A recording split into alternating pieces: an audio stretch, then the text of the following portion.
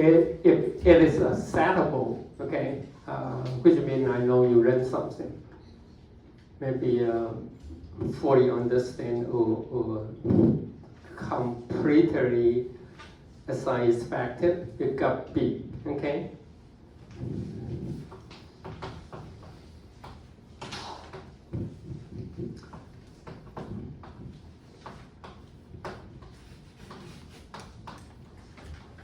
Barely acceptable, okay?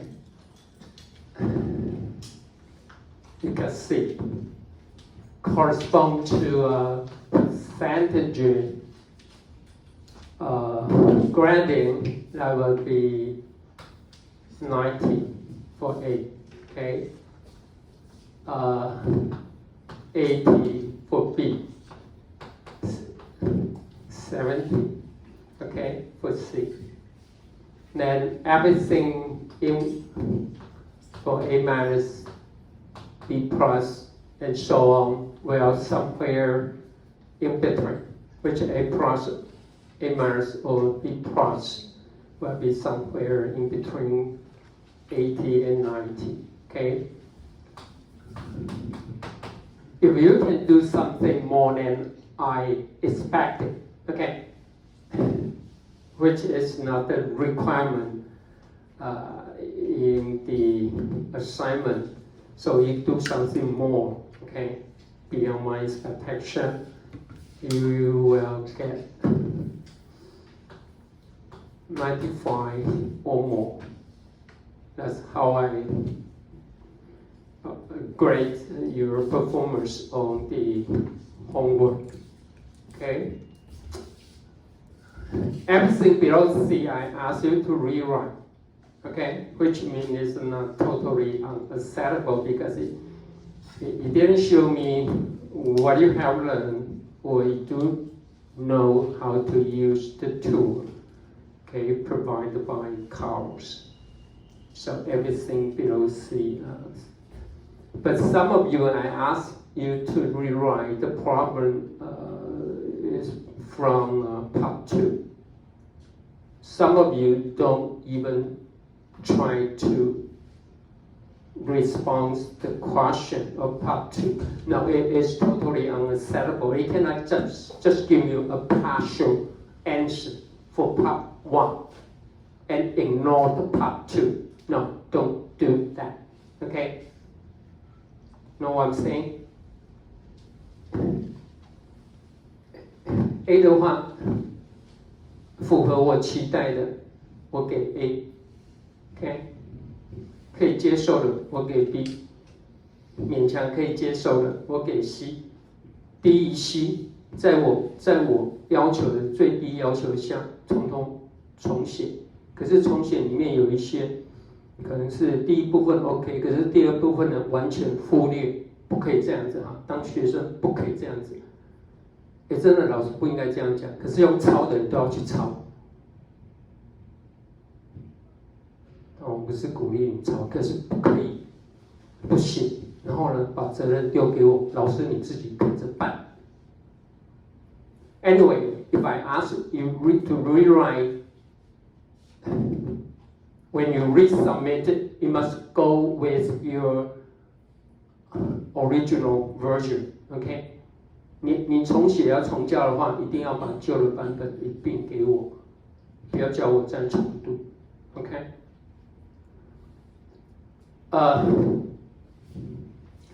The resubmitted time should be as fast as possible, but anyway, I cannot wait until the last week of the semester, okay? After that, you will get 0. To the percentage grading, okay? 不教哈，都没有教，在期末的，不是期末最后一个礼拜哈，最后一个礼拜前我勉强，不教一定是0分 ，okay? You know the assignment take a total of 70% of your final score, right? Okay, 30% will be related to your two projects. So That's okay. How I evaluate your performance on the assignment. Any question? You must try to answer every single question I ask. Okay? Don't just give me the portion. If you need more time, let me know. Okay? I can wait. But I do hope you can follow my deadline. It took me a lot of time to do the evaluation, okay, for your assignment. So I do my job, and you need to do your job. Without doing the assignment, you won't see anything. Okay, you won't learn anything from this course. Okay, that's so what you have to do. Okay, and you will have assignment number 3 today. Okay, Carl will be here to show you. He will show you the baseline, and then he will show you how to do it. And for both assignment 2 and 3, I can wait until after the spring break. Okay, after the long weekend, which will be the April 9th. Okay. But I'll appreciate if some of you can finish assignment 2 next week. Okay, you can take it earlier just for assignment 2. Okay, but anyway, even for assignment 2, I can wait until after the long weekend. Okay, that's all about assignment. Any question? Okay, now you know.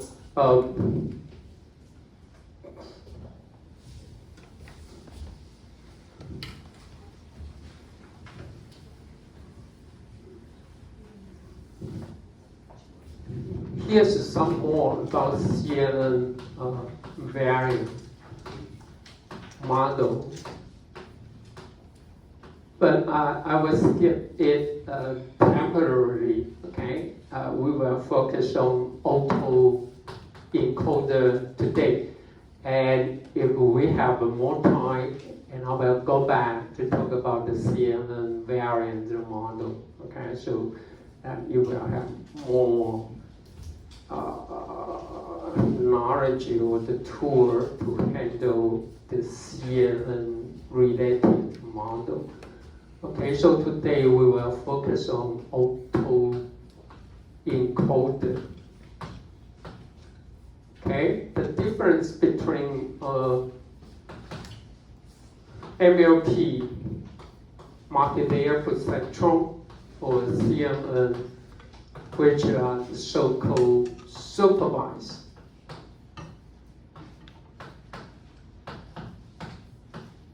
Okay, supervised learning, which means for the training data set, okay, for the training data set, the user must prepare the input for sample, for each individual sample arm. Okay, X could mean vector value data, unstructured time series data, or image. But also the user must provide the corresponding output. Okay, it's called supervised learning. Okay, so Y could be the class level that the user must provide. Okay, whenever you have time series signal, just like what you have done for your assignment number 1 and assignment number 2. So far, you need to specify is increasing SPC signal or is upward shift signal, etc. Okay, that's which means you need to assign the corresponding class. Okay. If for image, for object detection, okay, for object detection, sometimes you need to manually mark the class, okay, for each individual pixels, okay. Or if you are handling the time series data, you need to mark each individual time step. Okay, that's so-called supervised learning. But for autoencoder, it is basically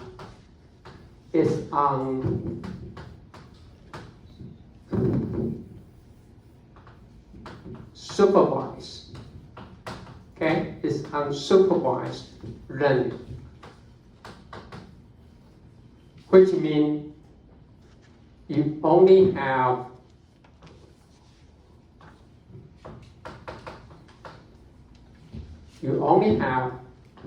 the input.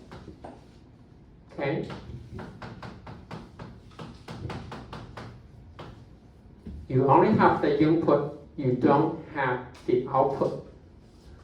Or I should say, you don't need to specify the corresponding output, which is good for you.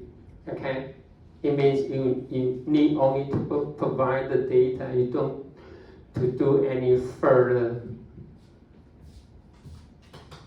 labeling.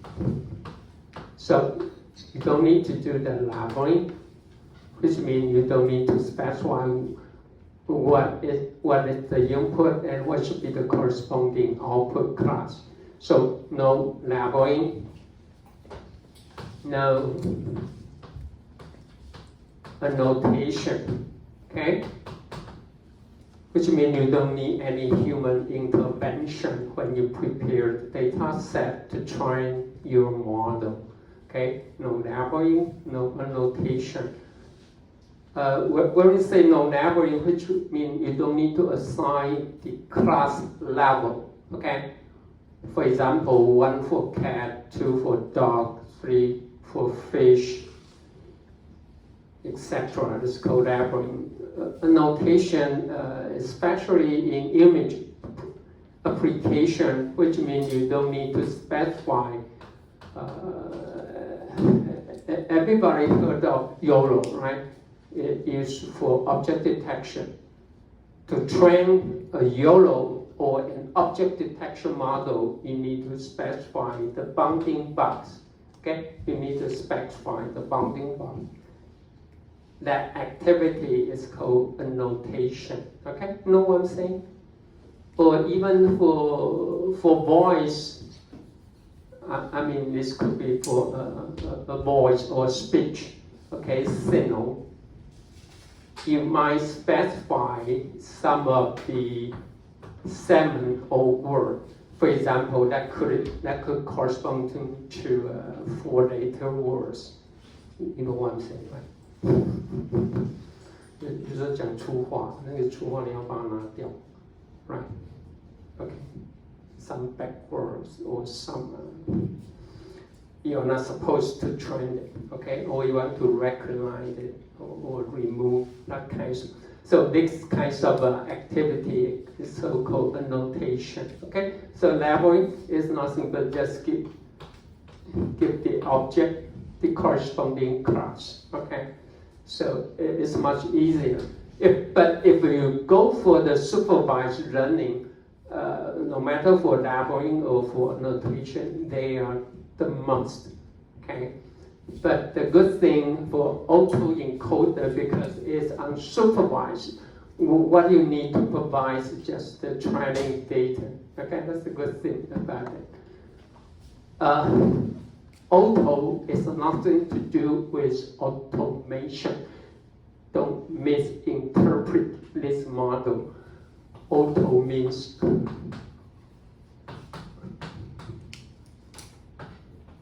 autonomous, okay? Autonomous 中文比较好的叫自我。Autonomous. Anyway, an autoencoder, the basic architecture must be consists of 2 parts. One is encoder, the other is the decoder. Okay, it contains 2 parts: encoder, decoder. So, well, put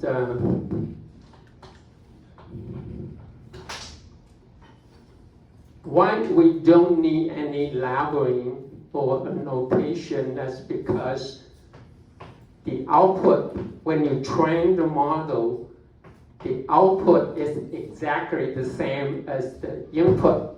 That's why we call it auto-encoded, okay?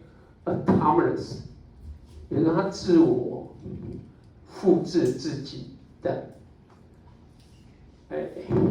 就是让它的输出跟它的输入呢一模一样。那既然你准备它的输出跟输入一样，当然不用准备你准备资料就好，你有没有去贴标签？有没有去标注？不用 ，OK？ Because we expect the output to be the same as the input, okay? So let's circle the auto-encode. This is the encoder-decoder architecture, okay? The encoder-decoder architecture has been used for for image generation or for any signal generation, but in that case, the input will not be the same as the output. Now, autoencoder is something we are talking about. Is the input, the output should be the same as the input. Okay, that's what we expect. And the purpose for the encoder, you can think of the encoder as feature extractor.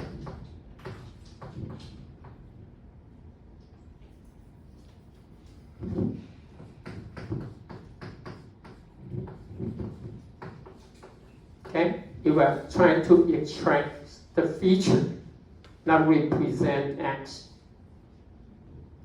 I hesitate because if I say the encoder is a feature extractor, let me put it here. Could be much easier for you to understand.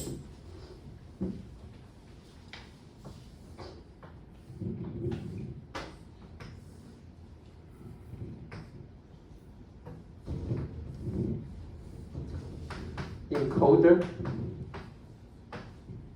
and decoder. Okay. As I just mentioned, we can take this as a feature extractor.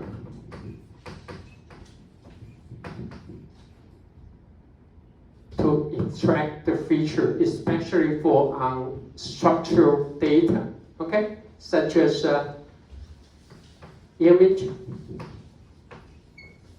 or time series data. We try to extract the features, okay? So the output for the encoder, well, you can think of it as vector value data, okay? It's a vector value. 就是让它的输出变成一个，你可以把它当成是一个向量 okay? And each element of the vector, you can think of it as that describe the feature of the unstructured data, such as the image time series data or even video, okay? And the decoder, you can think of the decoder as the generator, okay?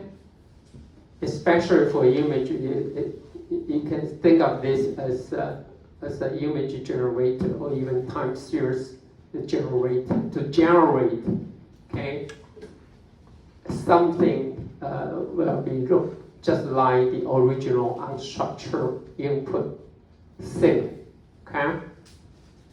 The so-called the generator. Or you can think of this as compression. Okay, but data compression, just like the EE, the major work is to compress the data. Like 资料压缩，这个做资料压缩 ，okay? We can compress the data so that when we transfer the data from location A to location B will be much more efficient, right? Because we reduce the complexity of the data, or we reduce the size of the data. But when you transfer from point A, when you reduce the data dimension or reduce the complexity of the data, then we transfer to location B, and then what? Then you need to recover the signal, right? Okay? So for the generator, the purpose is for reconstruction.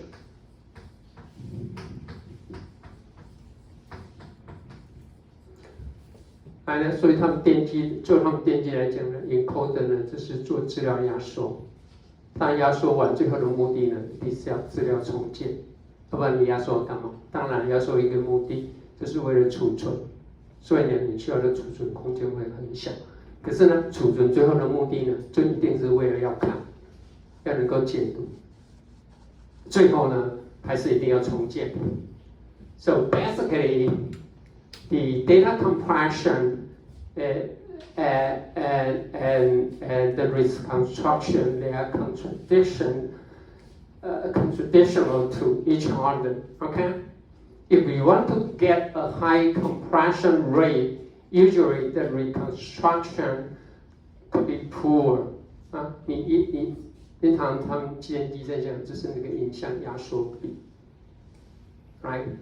You want to have a very high compression rate, but then you would like to have a 100% reconstruction accuracy. That will just look exactly like the original input. Okay, but anyway, no matter what, that's auto-encoded. Okay, this is for unstructured data.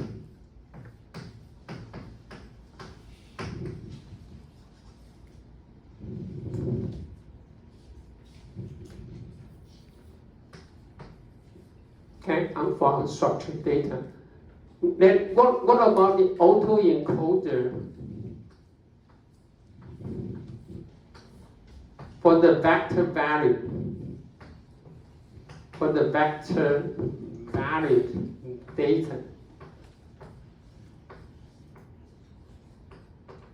Which means the input just the feature, the height, the weight, the ages, the salary, the education level, and so on, and the structured data. What is the purpose for autoencode?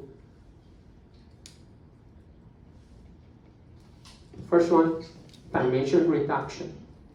Okay, dimension reduction. Just like your assignment number 1, you try to use PCA to reduce the dimension of the feature, right? Okay, dimension reduction. The other way that you want to use this architecture could be, so dimension reduction could be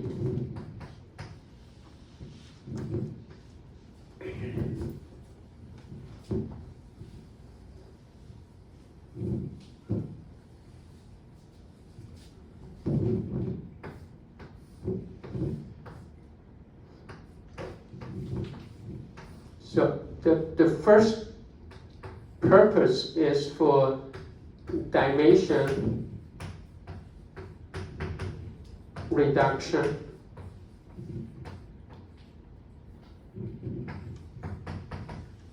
Or you can apply it for estimate the missing value.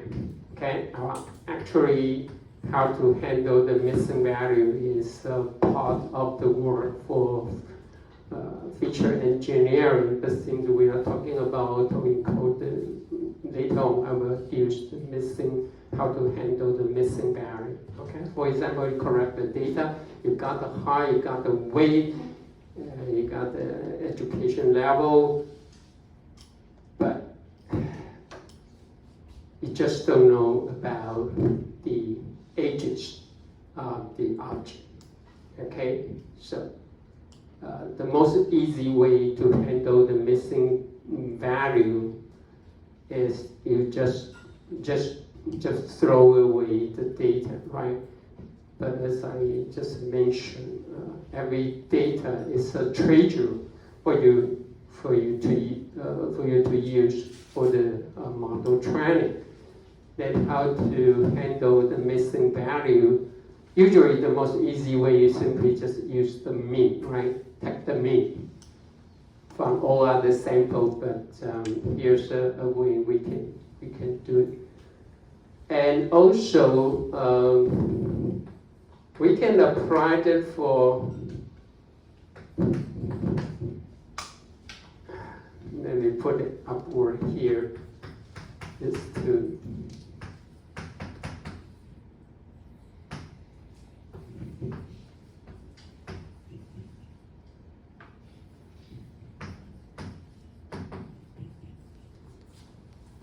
we can use it for entity embedding. Remember we talked about if you have the categorical data, for example, you have a variable that will represent the English letter A, B, C, and up to Z, and how many letters in English? 26, right? But if you go use the label, then this single variable will have the value 1, 2, 3, 4, 5, and up to 26. It will be a problem, okay? It can find it for your assignment number 2 when you use MLP to recognize one of the 6 as PC top. Anyway, entity embedding is it will reduce the size from one hot encoding into a low dimension real value, okay, real number value. Entity embedding 的目的是要把你那个 one hot encoding， 尤其维度很大，the dimension is high and also is sparse, right? For each variable, for each one hot encoding, there's only one element with the value of 1, and all other elements will have the value of 0, right? That's called sparse. 就是它很稀疏，很稀疏，一般在做机器学习上面是一个很大的困扰，因为大部分都是零，大部分都没有用，所以大部分都会失败。Okay, but anyway, the entity embedding. Back to our example, the English letter, we have a 26 dimension, okay, and you can reduce it to 4 dimension, for example, or 5 dimension. That will be user-defined hyperparameter. Entity embedding, we can also use the auto-encoder to do the things like that. Okay, how to do it? I will show you later on. Okay, so in that case, this model will be the multi-layer perceptron. Okay, multi-layer perceptron. Actually, the encoder decoder, especially for the unstructured data, it can be a CNN. Can be a. We don't have time to talk about this. LSTM, long short-term memory, or the recurrent neural network, or it can even the transformer, okay, or it can be a transformer, okay. If we have a time, I will talk about this. It does not have to be a CNN, okay. Anyway, it's the same for the decoder. Again, it can be a CNN. When I say CNN, means it will consist of the convolution layer, okay? Or it can also be a LSTM. If you want to use carrots to do the LSTM, it's quite simple, just one line. You just call for LSTM and that's it. But you've got to know what should be the parameter that you're going to use, okay? But we don't have time for that, okay? Or you can use transformer, okay, to represent the generator of the font. Now, today we will simply focus on the CNN model, okay, which is a convolution, okay? So that's the basic form, okay? Okay, that's the basic form about the autoencoder and what is the purpose. Okay. Besides that, because it's used for data compression or dimension reduction. Okay, so it will involve down sampling. Okay. Which means the data size will getting smaller and smaller. Okay.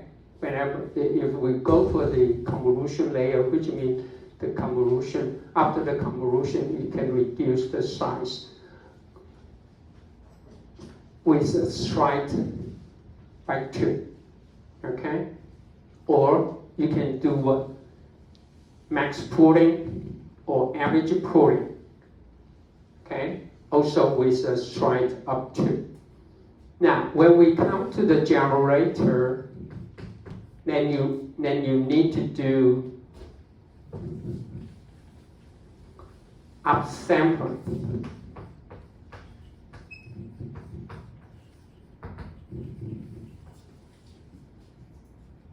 Because as I mentioned, for the autoencoder, the output X should be the same as the input, right? So when we do the downsampling there after there, okay, and after that, when the input, okay, to compress the information input to the generator, then you must do something upsampling so that we can recover the original size, okay? For image, the image will getting smaller and smaller, right? But when you input to the generator, you need to make it as larger, okay, through the layers so that the output, the size will be exactly the same as the input. It's also the same for the time series data if the original size, the length is t. Now the output must, after one layer, if you go for the max pooling, if you go for the one max pooling, then the input t up to one layer, then it will be reduced by half, right? After pooling, right? With a stride of 2. So from here, then so the downsampling is by a factor of 2. Then we go for the upsampling in the decoder, and also you need to increase the size also a factor of 2. Okay, so that will be, you will see the corresponding operation. Okay, by basically the same factor. Okay, here's reduced by 2. Okay. It's something we will use in this notation. Okay, this is downsampling with a factor of 2. When you go for the upsampling, then we'll use the arrow points up. Okay, with a factor of 2. Okay, so even I say the factor of 2, this is reduced by half. Okay, it's increased by twice of the original or the corresponding size. Okay, anyway, that's the basic operation of the autoencoder. Remember, the output should be the same as the input. The good thing about it is no human intervention for labeling and annotation. The only thing you need to do is to provide the training data. That's it. Okay. Okay, now we can go back to talk about how it works. Okay, how it works. For autoencoder, I put it here. First, you can, for feature extractor. So what I'm putting here is the output. So most of the time we put a z here, then z represent a hidden variable. Okay, it represents a hidden variable. that will be extracted automatically by the autoencoder. So Z, the hidden variable, will be the output of the feature extractor with text Z. Okay, Z basically is a vector. Okay, it basically is a vector. Then we can use it for feature extraction, and if this autoencoder is an MLP, then we can reduce the original size. Okay, if the original size, we have a P feature, then we expect then we can reduce the size, and it falls less than the original dimension, which means if this is vector, okay, it has a P element, now we can reduce it to D. Okay, that's the one of the purpose. And this value is a hyperparameter. Okay, it's a hyperparameter. When I say hyper, it means what? The user must do your own decision. Okay, what should be the size? Okay. Okay, and you can use for denoise. Okay, can use for denoise, especially for image.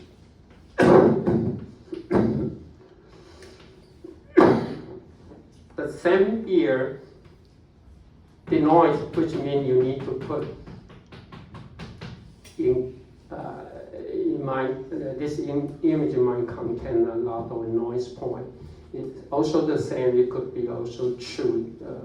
Your time series data might contain also the noise, and you can use the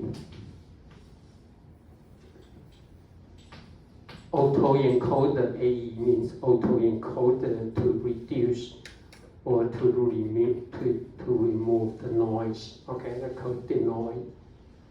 Okay. And also, finally, we can use the autoencoder for image or time series, which means anyway unstructured data for signal or for data reconstruction. Okay, that's the basic idea for autoencoder. But if the input is a vector value, we can further apply it for missing value to handle missing value, or we can use it to take care entity embedding. Okay, for one part encode categorical data. Okay, that's the purpose. Okay, anyway, here's the basic structure. Okay, actually we already mentioned that.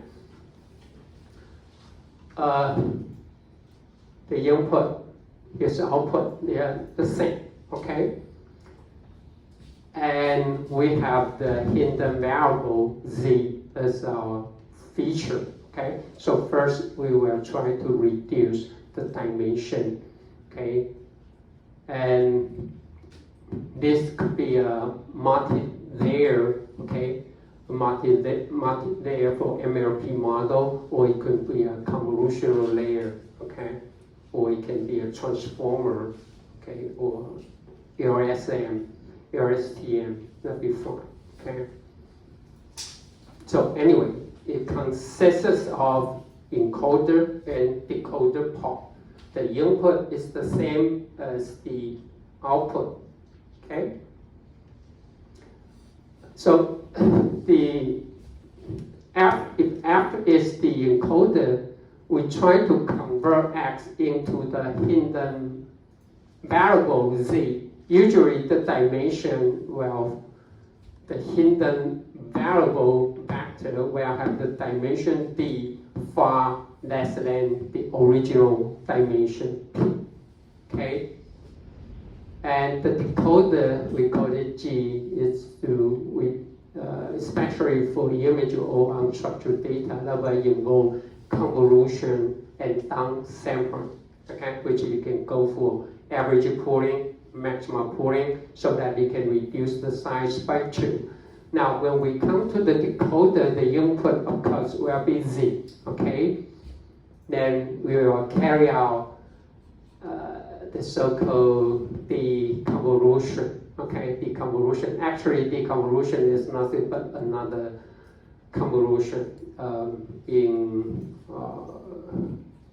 our field or in Keras, it's called transpose convolution. I will show you what do I mean by transpose.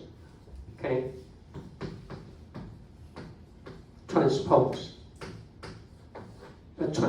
convolution. Nothing to do with inverse. Nothing to do. Not the inverse function. Okay, it just anyway another convolution. If we go for CNN model, and then but anyway we typically call it deconvolution or then plus upsampling. Okay, plus upsampling, which means you need to do some interpolation. 你要内插，因为本来它的 size 比较小嘛。要做内插 okay? You need the interpolation to insert the value, okay? So that you can extend it, okay? The original input size, okay? And eventually the output size will be exactly the same as the input, okay? So to do that, usually our objective function is nothing but the mean square error, okay? Between the input and the output, okay?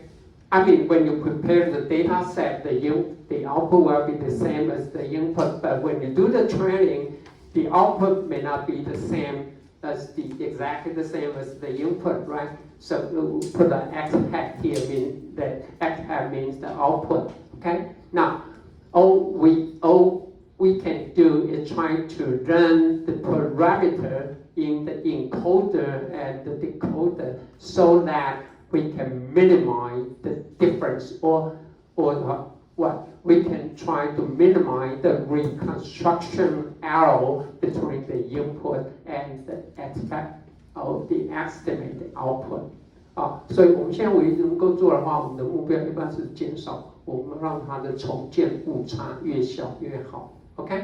We try to minimize the reconstruction error. Usually, MSE will be almost the standard loss function used for autoencoder. Okay?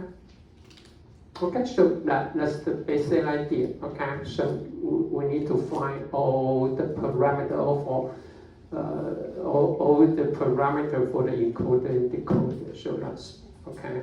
So as I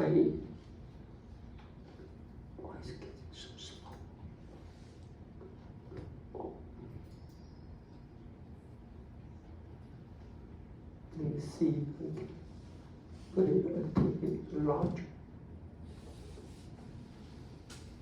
Okay.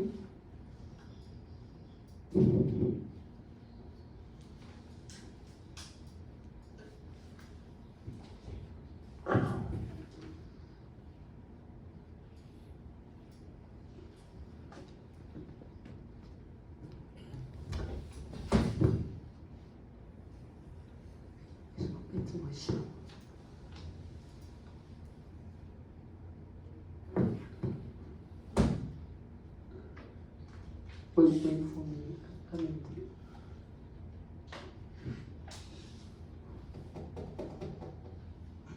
What's wrong with this?